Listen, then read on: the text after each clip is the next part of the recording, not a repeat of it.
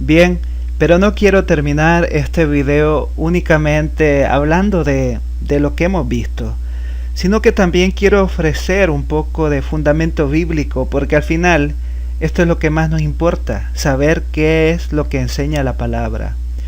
En Deuteronomio capítulo 18, versículo 20 al 22, dice la Escritura: el profeta que tuviere la presunción de hablar palabra en mi nombre, a quien yo no le haya mandado a hablar, o que hablara en nombre de dioses ajenos, el tal profeta morirá. Ciertamente, esto es en la ley, ¿ya? Pero nos da principios para el asunto de la profecía. Y si dijeres en tu corazón, y esto es muy importante, ¿cómo conoceremos la palabra que Jehová no ha hablado? Si el profeta hablara en nombre de Jehová y no se cumpliere lo que dijo, ni aconteciere, es palabra que Jehová no ha hablado. Con presunción la habló el tal profeta. No tengas temor de él.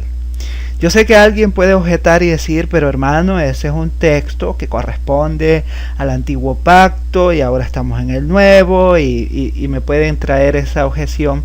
Pero, mis estimados, hay principios bíblicos que forman parte de la unidad de la Escritura.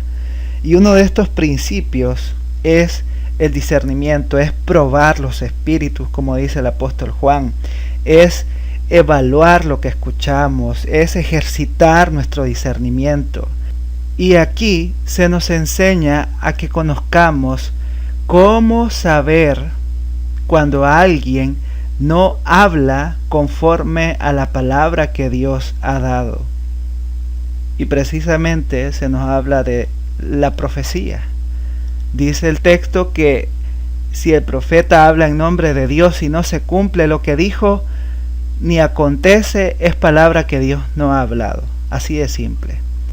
Y buscando entre algunos comentarios encontré esto que puede ser muy útil, tomado del comentario Deuteronomio, una introducción y comentario, que es parte de la serie de Tyndale, escrito por J. Thompson. Y él dice que uno de los problemas asociados con todo el movimiento profético fue el falso profeta, porque aunque el verdadero profeta tenía un profundo sentido de comisión divina, no todos los que afirmaban esto, es decir, que habían sido llamados, eran profetas genuinos de Jehová. Era más fácil para un hombre hacer el reclamo que autenticarlo. Es decir, cualquiera podía decir que era profeta, cualquiera podía decir, miren, Dios dice, pero nadie podía autenticar eso de una manera veraz. Entonces se proporcionan dos respuestas o dos pruebas, si queremos llamarlo así. Primero, se cumplen las palabras del verdadero profeta. Es decir, si es verdadero, se cumplirán. Dios lo ha dicho. Pero esta evidencia a veces podría ser igualada por el falso profeta. La diferencia era que mientras que el verdadero profeta hablaba por Dios, el falso profeta hablaba presuntuosamente. Es decir, soltaba opiniones personales para las cuales Jehová no tenía respaldo. Es decir, el falso profeta decía cualquier cosa que le venía a la cabeza, y podía ser que alguna vez atinara, podía ser que alguna vez acertara, pero no es algo que Dios había dicho. A menudo el deseo de complacer a los hombres yace detrás de tales expresiones. Generalmente el falso profeta habla lo que a la gente le gusta, complacer a sus oyentes, y aquí encontramos una lista de textos que yo les invito a leer. Isaías 30:10, Jeremías, y bueno, hay mucho que leer aquí.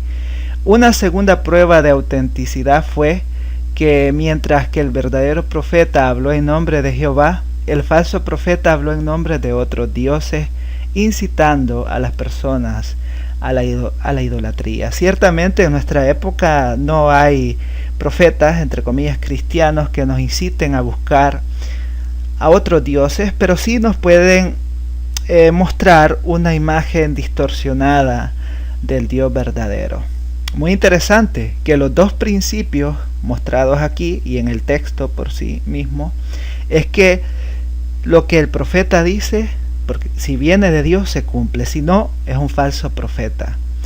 Miller, en su comentario Deuteronomio de la serie Interpretación, cuyo subtítulo es Un comentario bíblico para la enseñanza y la predicación, comenta lo siguiente: la palabra auténtica del Señor es una palabra que se cumple, se hace realidad, y esto es lo que les digo: si es de Dios, se va a cumplir.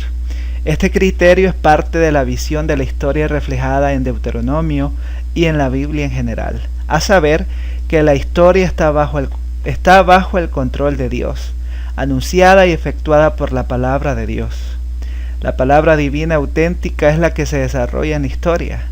Los libros de los reyes reflejan esta comprensión, en que uno de los principales hilos que vinculan la historia en su conjunto es el movimiento de la profecía al cumplimiento. O sea que en las escrituras, hermanos, encontramos mucha profecía, pero encontramos también el cumplimiento. O sea, la palabra profética de aquellos hombres del Antiguo Testamento ha tenido cumplimiento, ha sucedido. Y aquí nos citan un libro que se llama Estudios sobre Deuteronomio, el capítulo 7.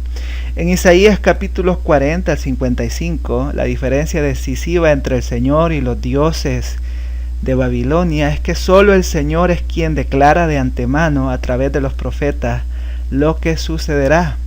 Oiga bien esto, es el Señor quien declara de antemano a través, o sea, lo que los profetas estaban diciendo se iba a cumplir porque era el Señor que lo había dicho desde antes, y se cumplirá. Y ustedes pueden buscar esta cita en las Escrituras. En los conflictos entre los profetas mencionados anteriormente, el criterio establecido en Deuteronomio 18:22 es operativo. Y si es operativo en aquel momento, es operativo también en la actualidad. Dicho de una manera sencilla y directa, lo que Dios ha dicho se cumple. Y si no se cumple aquello que el profeta o que aquel cristiano o que aquel hombre habla en nombre de Dios, entonces es falso. Y por ende, esta persona ha hablado falsamente.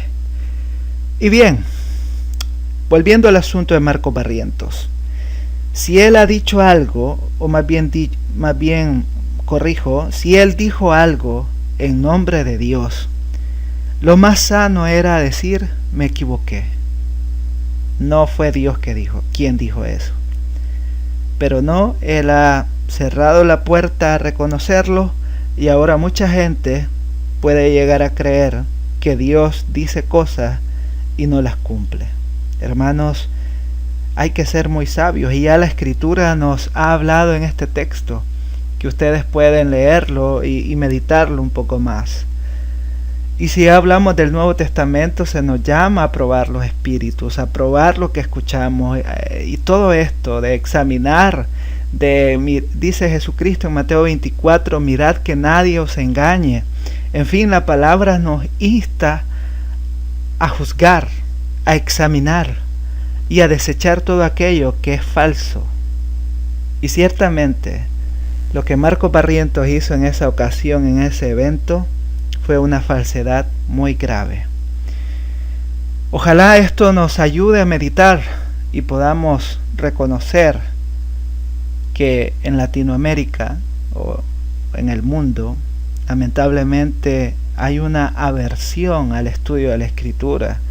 Hay una indiferencia a la palabra, a la oración. Hoy todos queremos experiencias y sentir esto o aquello, pero desechamos el conocimiento de la palabra, desechamos la comunión con Dios. Y si tú eres un joven que está escuchando esto, por favor, un joven cristiano, por favor, busca a Dios, conoce a Dios con todo tu corazón. Haz lo que puedas para cada día tener comunión con Él. Gracias, hermanos, por escuchar este video. Espero que haya sido de edificación para sus vidas. Sé que me voy a ganar muchos comentarios negativos, muchos dislikes, y muchos insultos, pero la verdad está aquí y ustedes, aquellos que pues se opongan a esto, lamentablemente ustedes no pueden hacer nada. La verdad es absoluta. Así que gracias por estar acá.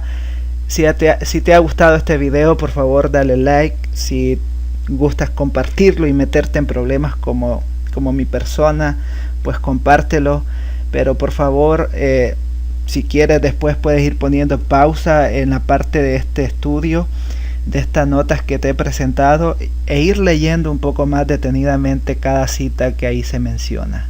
Será hasta la próxima. Que Dios te bendiga.